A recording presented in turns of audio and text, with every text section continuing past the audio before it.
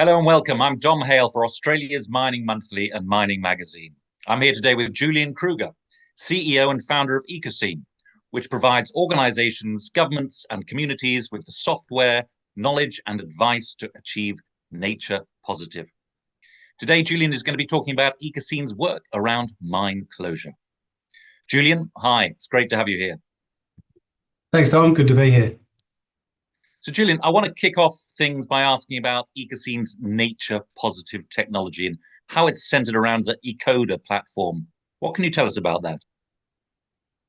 Yeah, Ecocene is one of the key technologies we've been building at Ecocene, and it's our ecological data intelligence platform. And what Ecocene does is it transforms how ecological data is collected, analysed, and utilised for decision making in the mining sector. And it does this by having a foundation of remote sensing data, so satellite, drone, and aerial data, and it integrates this with field data to provide a comprehensive insights into biodiversity and ecosystem restoration.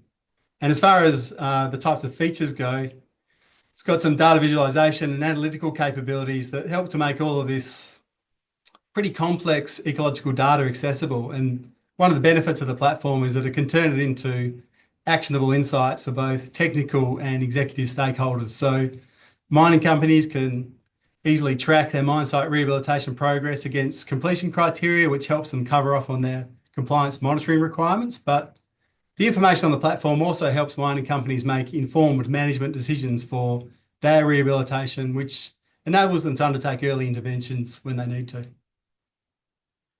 And with regard to those mining companies, then, how do Ecocene's data and consulting services assist them in reducing those not insignificant costs associated with mine closure?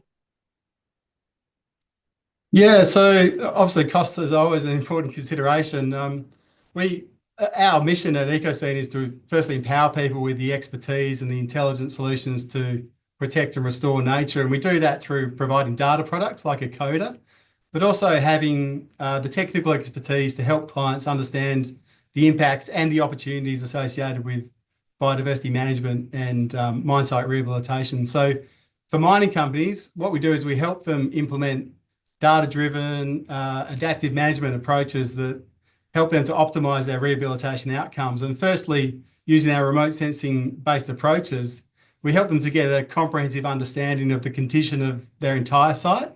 So that's something that they haven't typically been able to achieve before. And usually this is done at a lower cost point than traditional monitoring approaches of sending specialists on the ground. And what this does is it helps them to detect these issues early across their entire site, which reduces the cost of having to remediate failed rehabilitation efforts at later stages.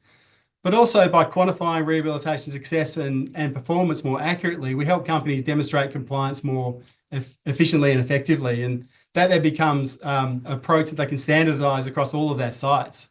So, we provide them with descriptive, diagnostic, and predictive capabilities that also allow them to forecast their rehabilitation trajectories, which means that they can adjust their strategies proactively and obviously reduce that very important time frame towards relinquishment.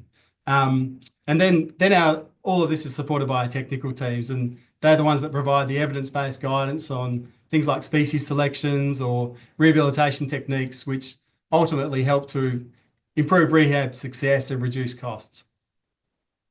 What mine closure examples then would you point to that best illustrate how Ecocene has been successfully able to partner with tier one mining companies?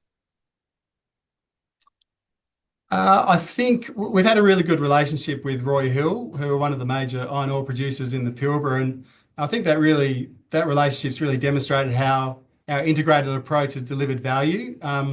We've worked with Roy Hill right from the start of Ecoda, which is over 8 years ago, to implement a comprehensive rehabilitation monitoring program. And the aim of that right from the start was to enhance their traditional field assessment approach with more cutting edge remote sensing based data and analytics. And we've undertaken that across the entirety of their infrastructure, from their port, their mine, and their rail, which are significant land areas, and they span hundreds of kilometres. And off the back of this, Roy Hill have been able to demonstrate regulatory compliance of their rehabilitation with greater confidence across all of their operations. And the types of things they're monitoring are landform geometry, landform stability metrics such as erosion, vegetation structure and condition, and also things like species detection to identify keystone species and threatening processes such as weeds. And I think that partnership approach with Roy Hill has really benefited both of us in that we've been able to adapt their methodologies as rehabilitation has progressed and the technology has improved, meaning that we're always both collectively making these, taking advantage of the continuous improvement opportunities that we've learned along the way. Well, let's talk about AI for a moment. To what extent is that incorporated into Ecocene's data analysis and environmental management processes? Yeah, so we use AI quite comprehensively. Really, when we're looking at AI, we try to integrate it into our workflows at places where we can see that it adds meaningful value, and not to look at it as some sort of blanket replacement for ecological expertise, which is obviously very, very technical and takes a lot of time and effort to get on top of. But over the years, we've used machine learning and deep learning techniques to analyze vast quantities of remote sensing data, and that's really helped us detect and quantify those sorts of patterns that might not be discernible to human analysts. And our AI models themselves are trained on vast quantities of field verified ecological data, and that ensures that they are producing the types of reliable and relevant insights that we know that we need to produce for our clients. And on top of this, we've also developed specialized and customized algorithms for analyzing things like vegetation structure and erosion features and species composition and assessments of habitat quality and condition. And I think throughout all of that, what we've learned with our AI journey is that this combination of AI mixed with human expertise creates this really powerful approach, and that enhances decision making, but also maintains high accuracy and scientific rigor. Ecocene, what's the significance of the company name? What are you looking to communicate there?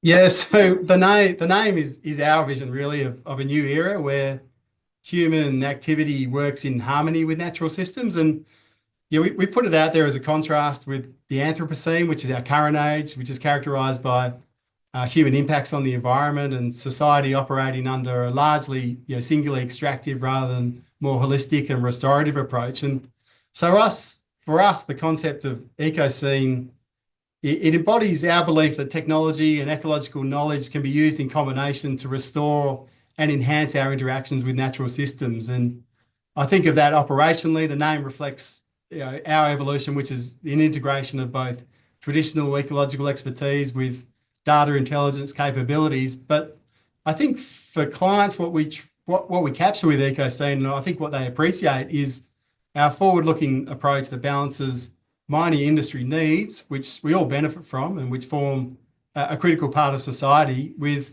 this requirement for positive biodiversity outcomes and practical ecological stewardship. Well, finally then, Julian, what can you tell us about your journey that's led you to where you are today to found and head up Ecocene? Would you say you're as motivated today as you were when you first started out, and what continues to drive you?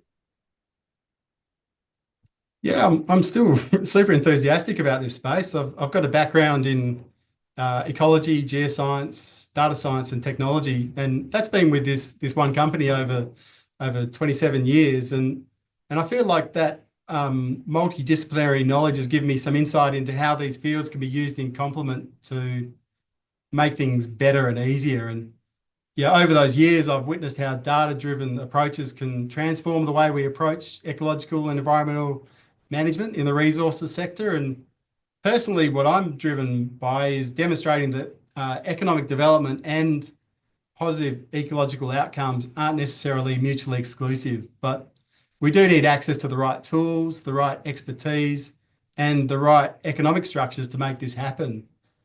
So with regards to Ecocene, what excites me most is seeing how our quite novel integrated approach can help clients like mining companies make better decisions that benefit both their operations and the natural environment. And ultimately, I do believe that the Australian mining sector can lead the world in responsible resource development. And my ambition for Ecocene is to be a catalyst in that leadership and for us to share that with the world. Well, thank you, Julian. It's been a pleasure. Today I've been speaking with Julian Kruger, founder and CEO of Ecocene. I'm Dom Hale. Thank you for watching.